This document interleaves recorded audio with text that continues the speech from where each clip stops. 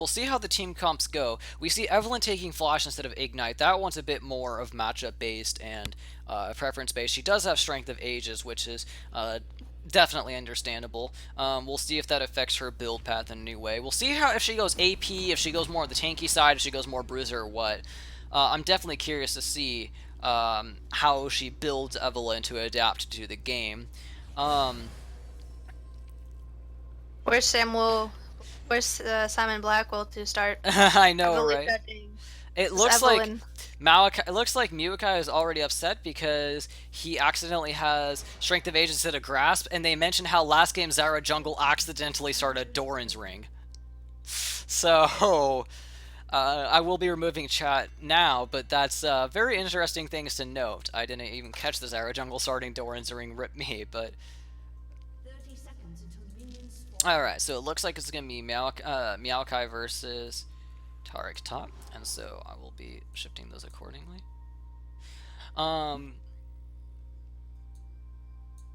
Does look like it's gonna be in Elise mid lane, which does make sense considering the fact she is against the assassin.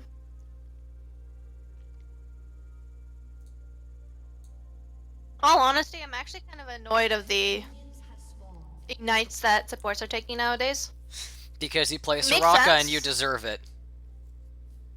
Okay, well, here's the thing though. Ignite doesn't really. Well, if it goes on me, then yeah, okay, fine. But if it goes on an ally champion, it doesn't fucking matter. Yep. Because Grievous Wounds only affects self-healing. So I still heal them as much as I want. Which I don't like. But yes, it's affecting you. But anyways, I remember when it used to be all healing, but and it should stay that way.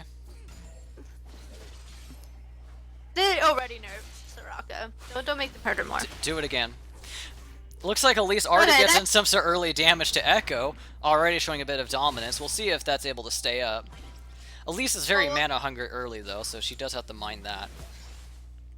I was gonna say with the AP item changes that are coming up, especially against mana, Soraka's not gonna have the most fun time because there's not many mana regen items available. Although I think I'm probably gonna be getting McPell's Crucible a lot more often in games now. Good. Anything that nerfs her, I'm fine with. Delete Zillion and we're happy.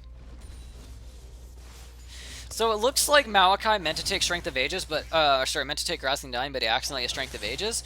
And he's against Taric. Now Malachi is their strongest power player, but Malachi actually struggles to hard carry some. He's more of a supportive carry. He normally enables others to carry. The way Stonewall mentioned it in one of his videos is he says he carries by proxy. He doesn't carry, he lets his team carry. And he enables that. And so putting that a high diamond player on that is probably a wise choice. The fact that he has Strength of Ages instead of Grasp means he's also going to have even less kill pressure and against someone who's very bulky. So it's going to be a very passive lane, which if you're your team's best player, you definitely do not want a passive lane. You want an aggressive lane where you can show dominance. And so not being able to show dominance in a lane like that is actually really hurtful. We see Evelyn make an early gank and forcing Echo's flash already. Early on, just at the 3.5 minute mark.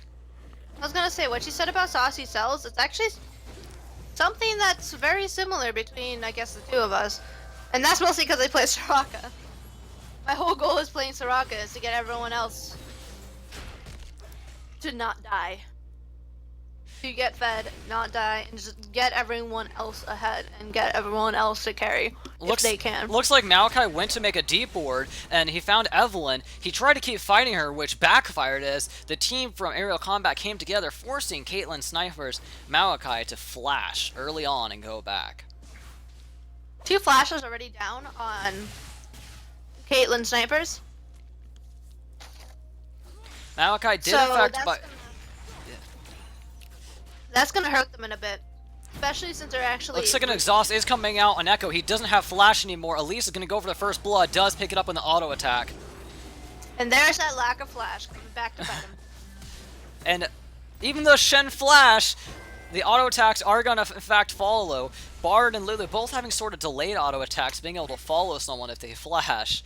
And Shen going down. Team Aerial Combat already starting 2-0. Will they have a clean sweep? We'll see. Kind of like when I'm playing Soraka and the fearsome banana that takes the kill.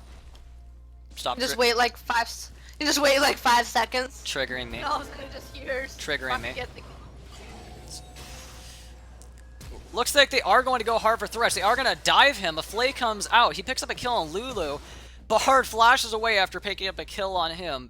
A kill going on a Lulu, but a kill and assist going for Bard. A little deep there, I have to say. Definitely a bit deep. Hey, I mean, they got a kill. We so. see that Elise has And a an 2-level assist. lead on Echo. We'll see if she's able to assert that more. Maokai going hard on Tarek. Tarek's going to stun and back off. Tarek has to be rather careful, though. Maokai can burst him if he does stay around. It's a little too long. He does have double Doran's range at Tarek's only Ruby Crystal. Looks like Evelyn's going to be invading Warwick.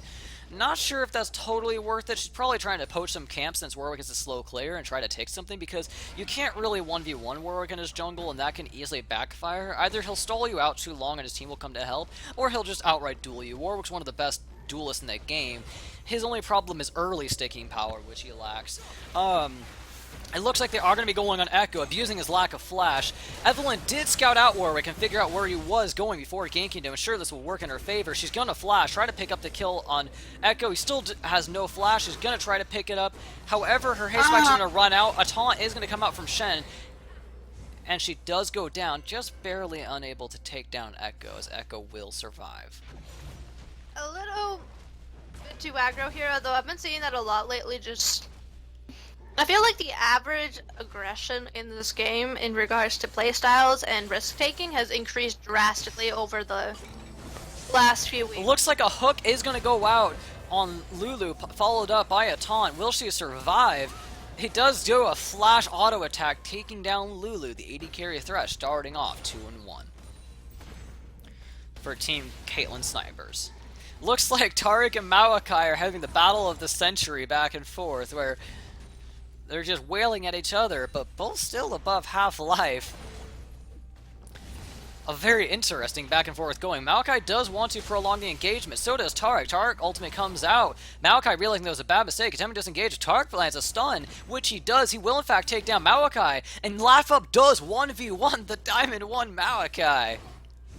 I must say though, that heavily reminds me of the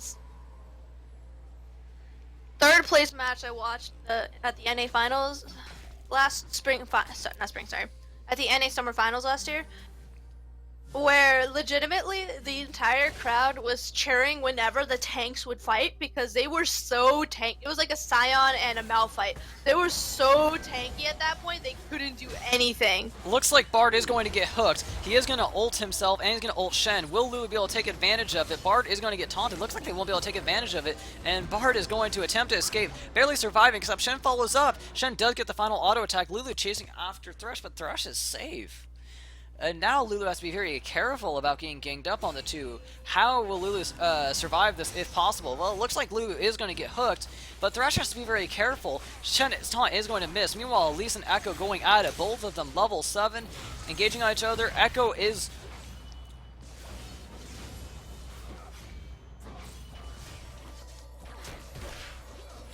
Evelyn comes in. Will Lulu survive? Lulu does barely survive, and it looks like no kills do go on in the mid lane,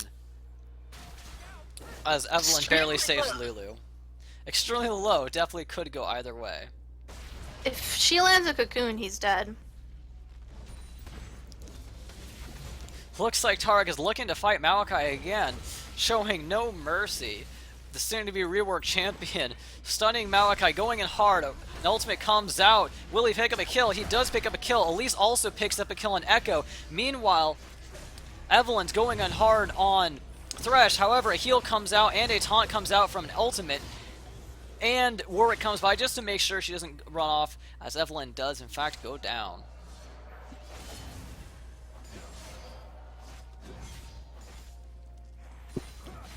And we see this is a rather... Laughing Fish has been performing exceptionally well. Don't know how he is in at least mid-high gold. Laughing Fish? You mean Laugh Up? Not Laughing. Laugh Up. Sorry. Looks like a polymorph is going to go onto Shen. Will it be enough though? They're definitely kiting him around. The rest unable to do anything except pull Shen to safety. The trade going inside of their favor. it is worth noting that Tariq has Grassy Undying and Maokai meant to take it, but instead has Strength of the Ages, which is definitely hurting Maokai in trades. Most definitely. Although, we'll see which one ends up. Maokai will be a little bit better late game though, just because of his sustain. So in team fights, he will last a bit longer than Tariq, but at the same time Tariq does have the heals. They have extremely supportive champs on blue side. Extremely supportive champs, good peel, good heal. Tariq also has his ultimate, which is a huge stat boost to his team, and he does have a point-and-click stun, and a point-and-click stun is one of those powerful things you can have in this game. But Warwick's going to pop his Ghost, going to pop a Chilling Smite, however, he's just going to be stunned, and he's going to have to walk away. If he had a flash ultimate, that gank probably would have been much more successful, but and we'll see if Ghost does serve him better in the future. Well, he did. He was in range for ult, but he decided not to do it. Which is also questionable in my opinion, but maybe perhaps Maokai told him to back off and that he didn't feel like going at it if they don't know where Evelyn is and if they fear to counter gank. Looks like Taunt is going to attempt to come out from Shen. It is going to miss. The hook lands, but without both CCs landing, they're going to back off. However, they do pick up a kill on Shen. The cost of 2 flashes, though. So miscommunication there. Evelyn has to be very careful. Looks like she missed position and shouldn't have walked where she did. Warwick ult's going to come out. She's going to flash away. Will the flash matter? Looks like she actually will survive. And Tariq is choosing to fight this, completely taking down Warwick. A stun comes out. Will he be able to finish him? He does actually take down Warwick as Evelyn gets taken down by Maokai. A 1-for-1 coming out of what seemed like a lost cause. Tariq showing Maokai no just mercy. Abandons him. Maokai just abandons Warwick. Instead of just trying to help him, he just abandons Warwick.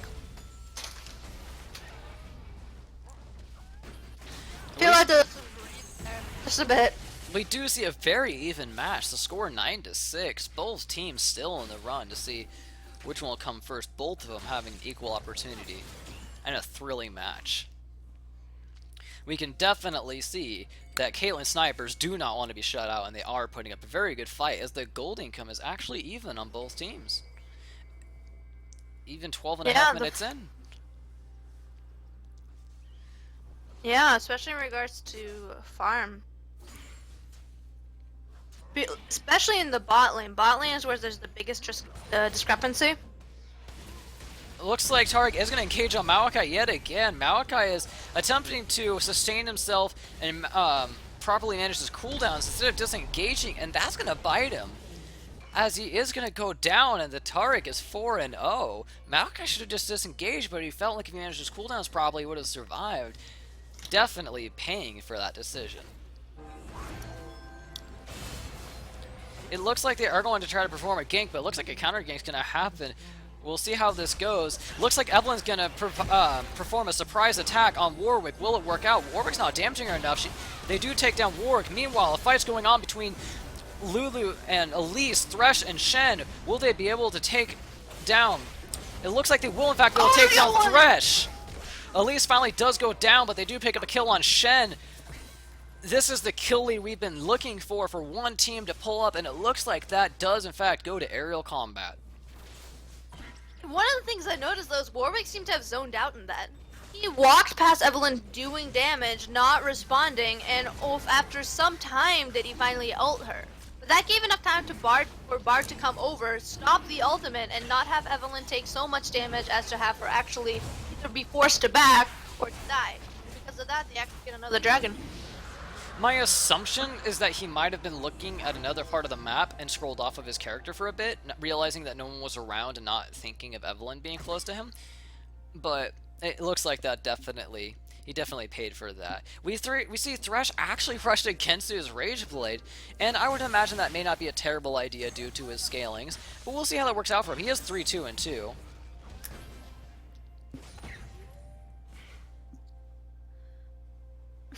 Honestly, this game is, just by looking at the champ select, the win conditions are highly, highly in favor. Sorry, I'm trying to get the names, my apologies, of aerial combat. And I have to agree. Because, quite simply, they have, just like last game, they have the heal. They have extraordinary appeal. I mean, they have support champions like Bard, Lulu.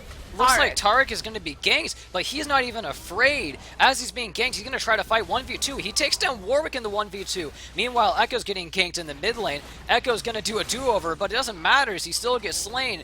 Tarek is still going. Even if killing someone 1v2, he gets support from Bard. Keeps on going, showing no mercy as he's dominating 6-0.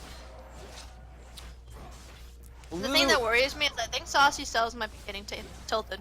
I believe he is getting tilted 1-4 to the 6-0 Tarek, who now has completed Iceborne Gauntlet and is working on what appears to be a Spirit Visage.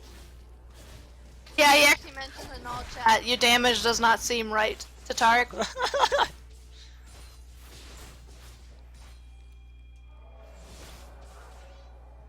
Most definitely does seem tilted. Because honestly, imagine if you, for example, let's say you were playing in a tournament and you just ended up going 4-1 to someone that's in bronze 4. Yeah.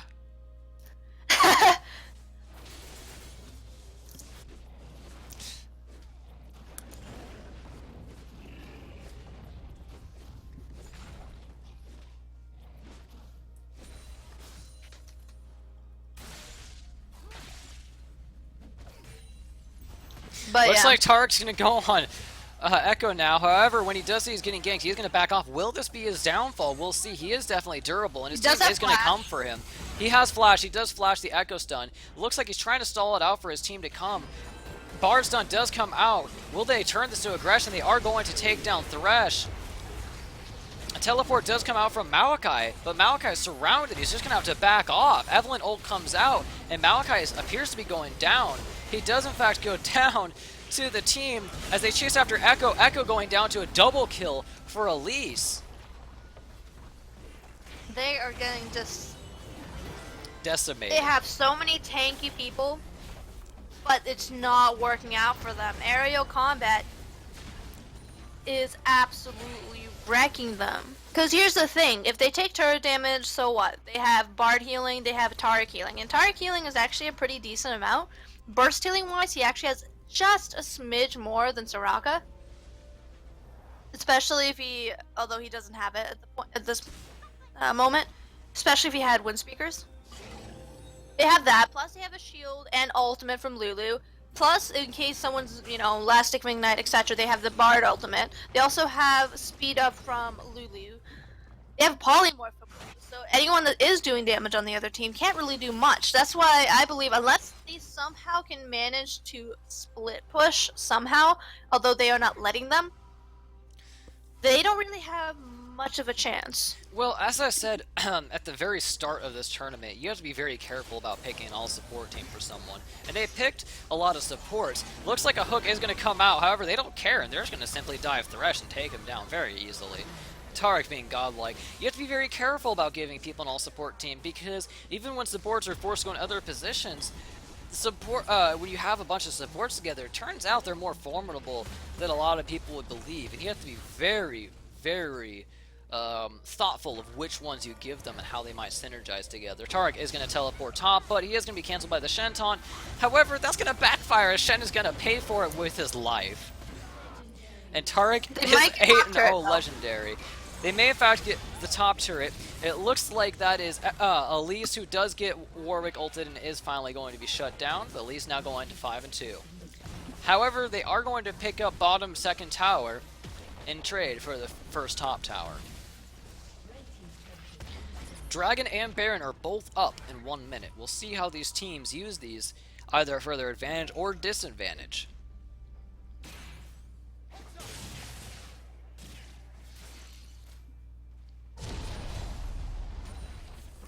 I think the chance where Caitlyn Snipers is going to have potentially a chance to shine might be if they are able to get their warding up, maybe get a few picks. They would need pink wards, a lot of pink wards for Evelyn though, otherwise they won't know exactly where she is. And also, to force them to team fight while at the same time being able to split push. Because if they're able, let's say, and this is probably best case scenario for them, even though it might not seem so. If aerial combat sweeps mid and just pushes mid, if Warwick or or maybe Echo as well, is able to go and actually split push the side lanes, they will actually have a good chance of maybe getting some other turrets, maybe getting some inners on the top and bot, maybe even getting to the inhib. I've seen games literally won purely by split pushers. It really just depends on whether or not aerial combat just gets impatient, or really how strong their pushing power is, because the thing is, even though they are doing extremely well, they aren't gonna do so well siege-wise.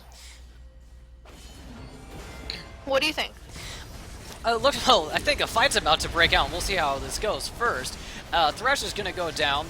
It looks like, I think it's going to be based off of how much they can slaughter them under their own tower, because if they do, as they're doing now, then their sieging doesn't matter if they can just outright dive them. And it looks like they're going to pull that off themselves, Taric still being legendary, and it looks like they're going to lose one, just Evelyn, for the entire dive. I think that if they dive outright just like that, then their sieging doesn't matter if they can go all in under their own tower. So this is the part where I complain about how turrets are too weak? This is the part where you complain about how turrets are too weak. They are!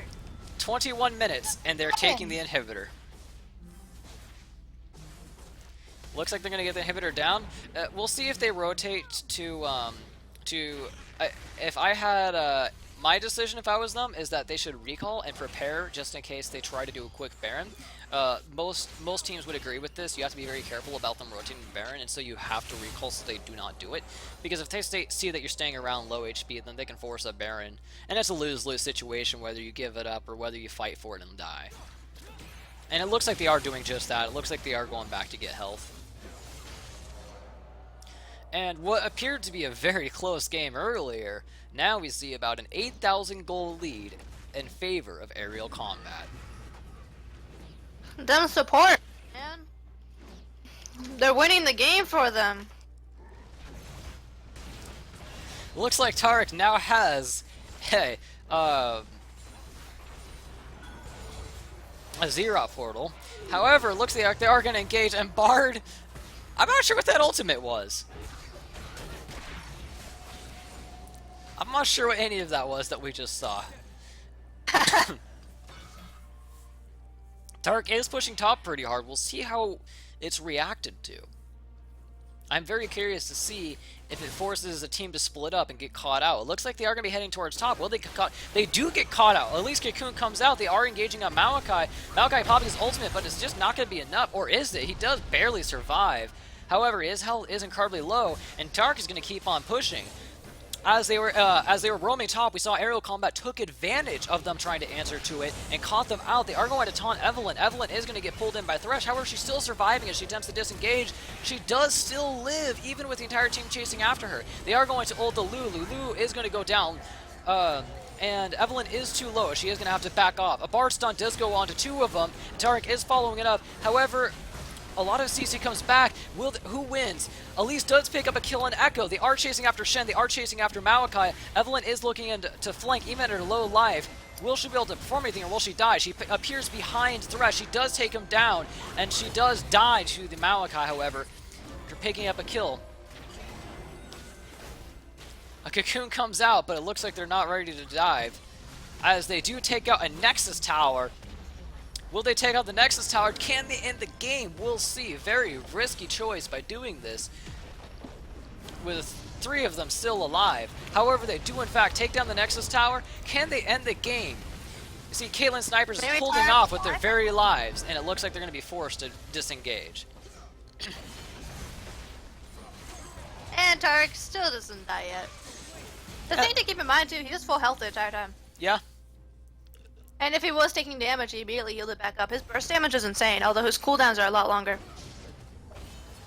Sorry, his burst healing is insane. Taric ultimate is going to come out. A stun's also going to come out. And Lulu does pick up a kill with a critical Runan strike.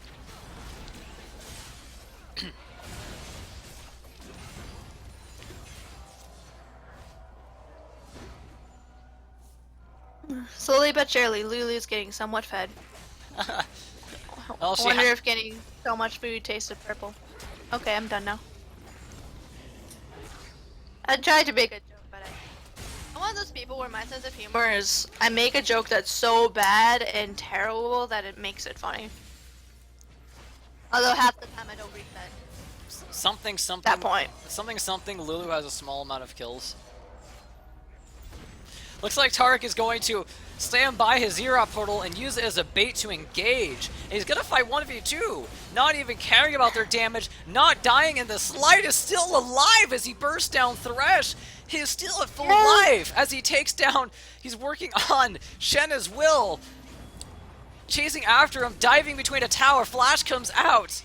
Still almost full life, negating the turret's damage, diving in their base and taking down another one. As he's fighting 1v5, they are going on, and will he die for his first time? Barcole comes out. He just fought 1v5 and still survives. As he goes in, picks up another kill. Shen disconnects, but Tarek, MVP of the game, 13-0-10, showing no mercy.